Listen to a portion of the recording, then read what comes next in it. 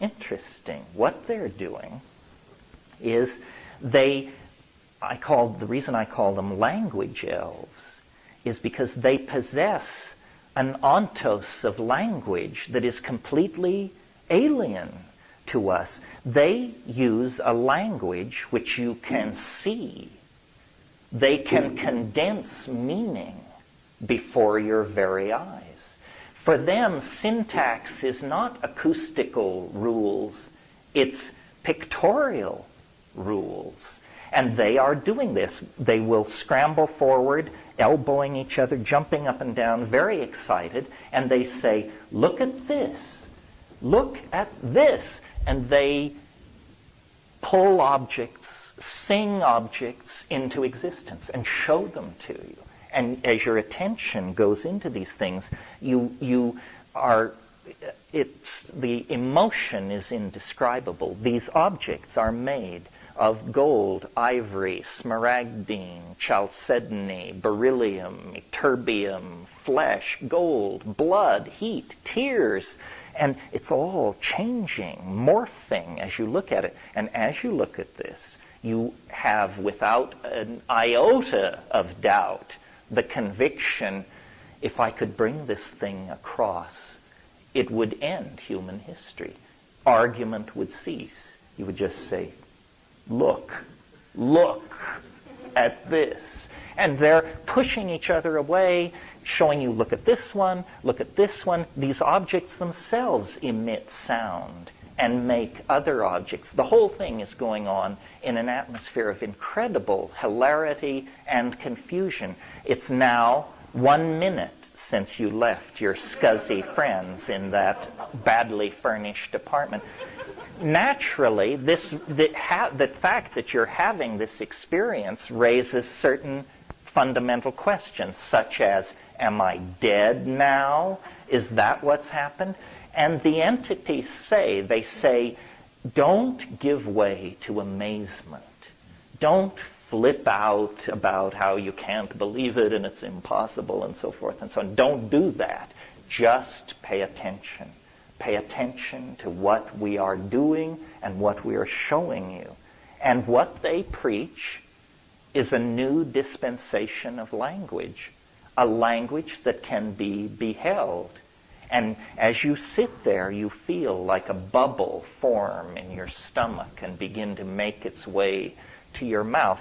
And when it comes out as a kind of a glossolalia, you discover that in that space, you too can make jeweled objects with spinning interiors and reflexively rotating sub-themes and so forth and so on, all driven by a kind of spontaneous, glossolalia-like verbal activity that is very spontaneous and undescribable, but fortunately doable. It sounds like this.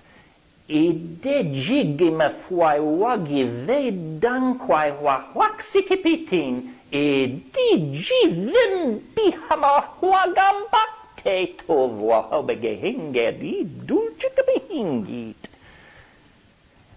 is a pictorial activity. Now, when I went to the Amazon, I went to, they've been known for years, tribes of people using a hallucinogen called ayahuasca. And when you take ayahuasca with these people, they sing. And then they have like little intermissions. And I would be in my horrible Spanish ear listening to these people. And the guy next to me is saying to the guy next to him about the song. He says, I love the olive drab part. But when he got into that thing with the silver on magenta, I just thought it was tacky. And I'm, what? Say what? You realize these people, for them, sound is being transduced in the visual cortex. The ordinary processing of acoustical input is being shunted to the visual cortex. This is the same thing the DMT tykes are talking about. And these are the very jungle tribes that it's always been charged had group mind, telepathy, ways of creating a social cohesion that was contravened reason. This is what's going on, I think.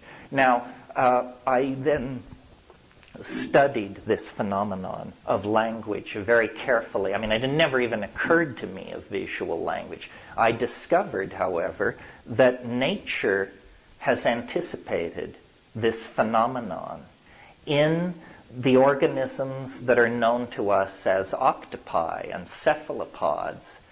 As you all know, as you're probably graduates of those horrible nature specials on TV, octopi can change color. Most people think this is camouflage. It isn't camouflage. It is language. Octopi control an enormous repertoire of what are called traveling dots, blushes, shadings, striping, wavy lines, and a huge color palette. These exterior changes on the surface of the octopus are a direct readout of its state of mind. It wears its mind on its surface. And you may not know, but at the third gastrulation of the blastopore in the human fetus, it becomes the surface of the body. The surface of the body is brain tissue, essentially, a very thin sheet of brain tissue all over the outside of the body. That's why there are so many nerves in the skin. So what seems to be being preached in the DMT encounter is the ontological transformation into a telepathic mode. Now, you may have thought telepathy was you hearing somebody else think. Apparently, that's not what telepathy is. Telepathy is you seeing what somebody else means. It's the visual acquisition of meaning rather than the audio acquisition of meaning, because there is no ambiguity. You see, we use local languages. If your dictionary matches my dictionary, you can understand me. And that's fine if we're saying, could you close the door or get me a grant? But if what we're saying, if we're talking about the ontology of language or the political obligations to the community in the light of the inevitability of mortality or something like that, then acoustically transduced sound and common dictionaries don't cut the mustard. One of the most uncool things you can say in any situation is, would you please explain to me what I just said? Because that rends the fabric, and we're then faced in the mud of the fact that nobody understands or even bothers to listen to anybody else, and if they do, they don't get it anyway. Well, I think that we are on the collision course with a planet-transforming event, and that we have been for a very, very long time. I also believe that it lies below the horizon of rational apprehension at this point in time. If you're in this game for fun, there's lots of fun to be had. If you're in this game for final answers, I suggest you take up geometry. It will be much more satisfying. There isn't going to be closure. Because, after all, don't lose sight of the fact that we're advanced monkeys of some sort. The idea that advanced monkeys could, in fact, unearth and then cognize the secret of the universe is like expecting the same thing from termites or mussels. It's absurd. It's ridiculous. We are embedded in mystery. Our brains